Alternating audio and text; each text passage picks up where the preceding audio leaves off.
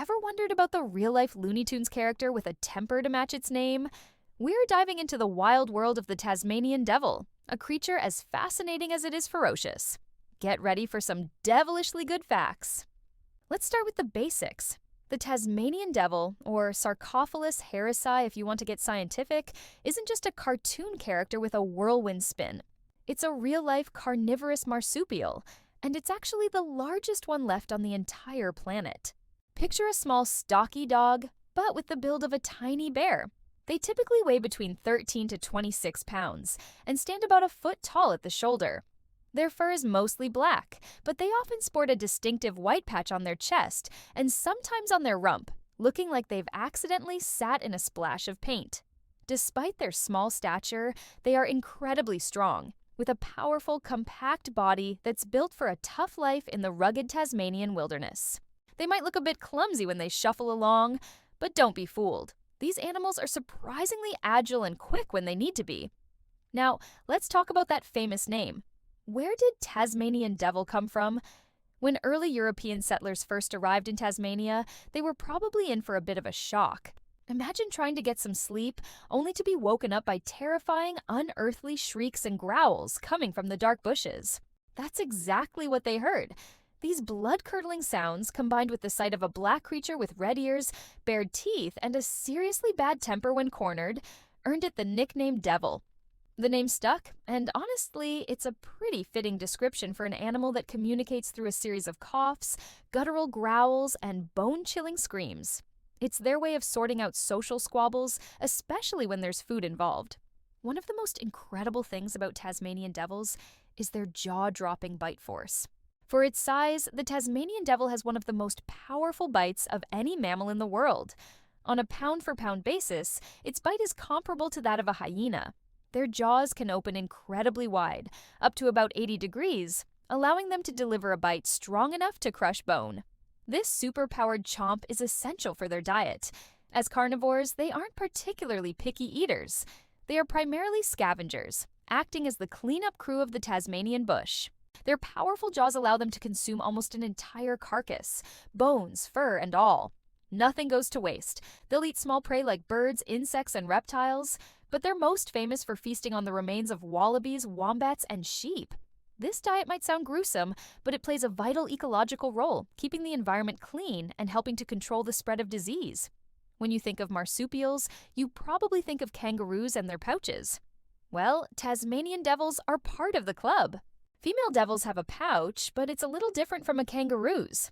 It opens towards her rear, which is actually a clever evolutionary design. Since she often digs or moves through dense undergrowth, this orientation prevents dirt and debris from getting inside and bothering her babies. Speaking of babies, a female can give birth to 20 to 30 tiny rice grain-sized young, called imps or joeys, after a gestation period of just 3 weeks. However, the race for survival begins immediately. The mother only has 4 teats in her pouch, so only the first 4 imps to latch on will survive.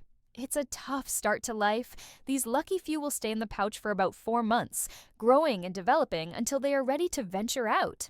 After leaving the pouch, they'll often hitch a ride on their mother's back before becoming fully independent around 10 months old. Here's a fun and slightly quirky fact. Tasmanian devils store fat in their tails. A healthy, well-fed devil will have a thick, plump tail. If you see a devil with a thin, limp tail, it's likely a sign that the animal is sick or struggling to find food. So, a fat tail is a good thing. It's like their personal, built-in pantry, providing them with energy reserves when food is scarce. This is a crucial adaptation for an animal that lives in an environment where food availability can be unpredictable. Their tails are also used for balance when they're running through their rugged, uneven habitat. Let's address the elephant in the room. Or rather, the devil's temper. Are they really as aggressive as their reputation suggests? Well, yes and no. The devil persona mostly comes out when they're feeling threatened, or more commonly, when they're competing for food or a mate. A group of devils feeding on a carcass is an incredibly noisy affair. They engage in a lot of ritualistic bluffing, using those terrifying screams, growls, and aggressive postures to establish dominance and decide who gets to eat first. It's a lot of showing off, and physical fights are generally avoided because they can lead to serious injury. When they're on their own, they're actually quite solitary and shy animals that prefer to avoid conflict and will often flee from humans.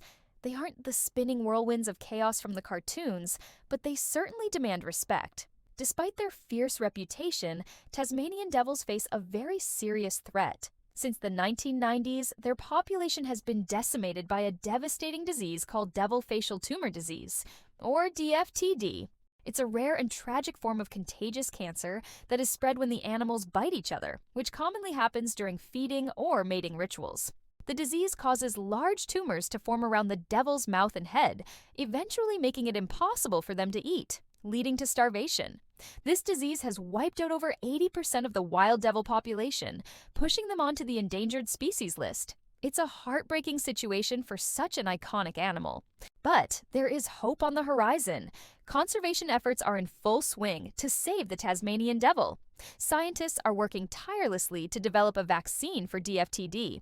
In the meantime, one of the most successful strategies has been the creation of insurance populations.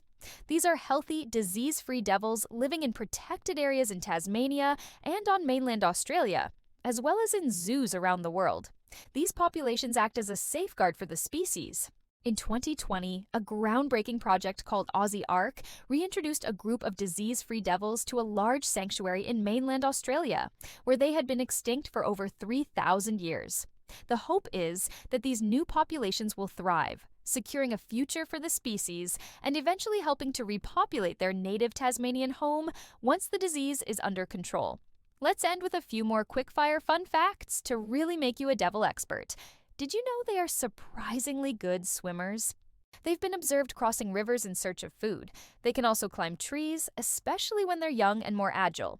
While they might slow down a bit as they get older and bulkier, a tasty morsel up a tree can still be a powerful motivator. And what about that famous spin? Sorry to burst your bubble, but the Tasmanian devil doesn't actually spin into a tiny tornado. That's pure cartoon magic. Their real-life superpower is their incredible sense of smell.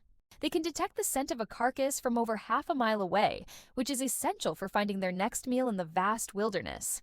It's a far more useful skill for survival than spinning. From their bone-crushing bite to their surprisingly tender maternal instincts, the Tasmanian devil is a creature of incredible contrasts. They are a vital part of their ecosystem and a true Australian icon.